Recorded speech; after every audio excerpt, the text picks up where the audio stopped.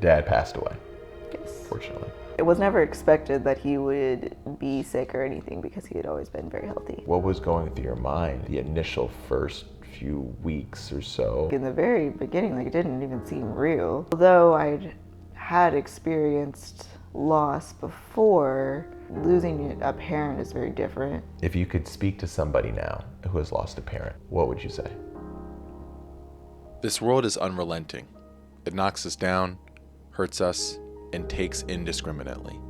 And regrettably, that's exactly what happened to our newest neighbor, Annie.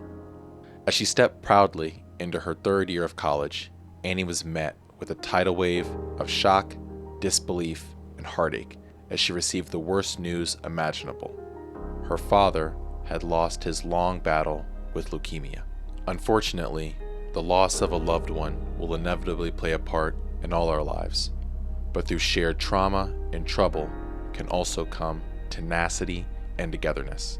Now, far removed from that mournful day, Annie stands tall as an accomplished therapist, overly compassionate woman, and all-around exceptional human being. I believe her story, in conjunction with the wisdom, awareness, and emotional intelligence she possesses, can provide comfort to those facing similar tragedies as we learn to live with the lives we've lost. With that being said, welcome to A Neighbor's Tale, where we meet incredible people, hear their stories, and hope it helps you.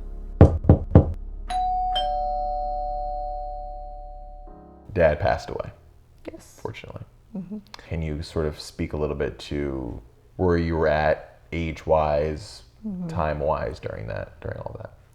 Yeah, I was in college my junior year. He was fine. Yeah. and then he wasn't. Right. It was never expected that he would be sick or anything because he had always been very healthy. Where I found out that he had leukemia when I went home over Christmas break. Oof. It was hard then, of course, having to go back to school, being that, halfway across the country. My mom was there, and I have my younger brother. He was in high school, so he still lived at home. So he was much more a part of the entire process than I was, which I think, in a way, the fact that I was more removed was helpful. It was hard, but also helpful because I wasn't there every moment of the way. Yeah. But it also was difficult when I wasn't there and he wasn't doing well and then had to get there. Sure. So he was getting treatment and everything, for it. And he got a stem cell transplant from his brother, who was a match, which was awesome. Yeah. And he was doing really well. So I had gone to visit once or twice maybe throughout that spring semester. And then I had decided I was going to live on campus and stay in Charlotte over the summer. That was the first time I did that rather than going home. Not knowing that he would then take a very quick turn and I would have to quickly go from here to there to be with him before he passed, because he was doing really well, and then it was very sudden of a switch. What was going through your mind the initial first few weeks or so of kind of all of that happening? Yeah, I mean, at first, it's in the very beginning, it didn't even seem real. I mean, sometimes even now it doesn't seem real. I was never angry. I was just sad, because I was really close with him, and it wasn't expected, and he was young student for that, and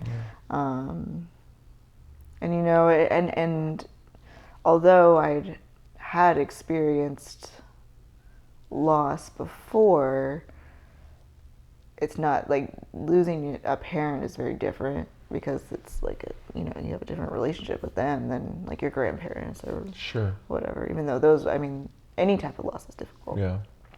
But I just have a lot. I just always experience a lot of sadness. But I'm not an angry person. Yeah. No. I mean, yeah. But it's, that kind of is how it goes. You have different stages of grief, and they don't necessarily go in order or go back and forth and everything. And I felt one way, and then when I would have conversations with my mom, and my mom was very angry about it, and it was also a different experience for her losing her spouse. It was hard to have. Of course, we could have lots of conversations, and we could be there for one another. But for me, I had a hard time sometimes in conversation with her because she was upset in a different way than I was, and I couldn't relate to that. Yeah. What was your support system looking like during that time amongst family and friends? Yeah, I mean, my family was very supportive because it was a shock for everyone. Yeah. No, and I mean, and they knew like he was sick and everything. I mean, I had my friends that were all very supportive, but something that I think was really helpful too was having a friend that actually had also lost a parent, who could relate in that way. It was very clear in conversation with different friends, like when we would discuss it, because it was someone who hadn't had that experience. It just wasn't the same type of conversation. Was the fact that the person you were talking to, that they had lost a parent, did their words add more weight unconsciously to you when they were speaking to you?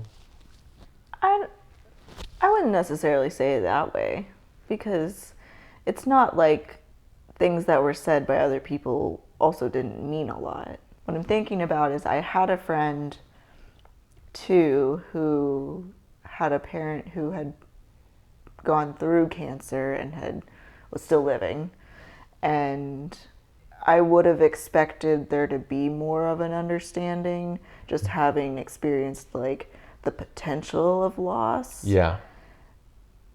And I mean, that was just an expectation that wasn't and I don't know where that came from. Sure. And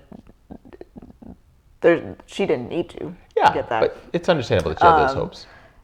And so I think I noticed more so in people who just like didn't know what to say, and no one ever knows what to say when someone dies. Then there's not anything to say necessarily. But I think just kind of like the follow up and seeing how you're doing and knowing that it goes past like a little span of time, and how you treat your parents, or how you think of your relationship with them, and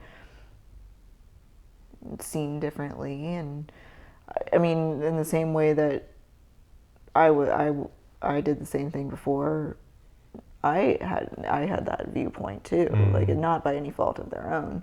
I don't know how to describe it. There's just a difference of having someone who's experienced it, and not as a positive, but having, I had someone who had lost their parent, and then within some amount of time after I had lost mine, I had another friend who then lost one of their parents, and seeing the change in them too, from before to when after. Yeah. That was, it just changes you. How did you get to a point, at least consistently enough, right? Because I'm sure it happens kind of here and there. How did you get to a point where you're able to kind of think about these things and not, be really, really sad or cry about maybe life events that may happen without, your dad and such? How did you overcome and get to that point where you are now? Thinking about life events that will happen and have happened that he hasn't was not able to be a part of does not necessarily feel much better. Sure. For me, and just the way that I think about things and think about and my view of the world and what I, just how I believe in different things. That idea of things happening for a reason, and that they happen when they're supposed to happen, I guess helps me to feel like it's not like anything could have been done. Sure. Like, even though it's unknown to us how things will end up, that was how it was going to be, regardless. Going forward from it, it's just always been of, I always keep him in mind and do things to, keep him around. Yeah, perfect. Over time, it's not as sensitive to it, and not that it's not as impactful or meaningful Of course. in the way, but it doesn't hurt as much. I think that's what changes more so, is the way that it affects you on the surface versus how it feels like deep down, because deep down it's not necessarily better because he's still not here. My day to day, like I'm all right. Got you. What's something that was hard for you about losing a parent? I don't think that I could say that what's hard is specific to it being a parent. I think just the loss of someone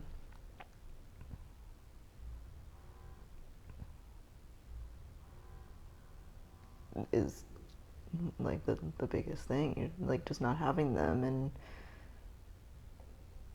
not being able to have them see where you end up.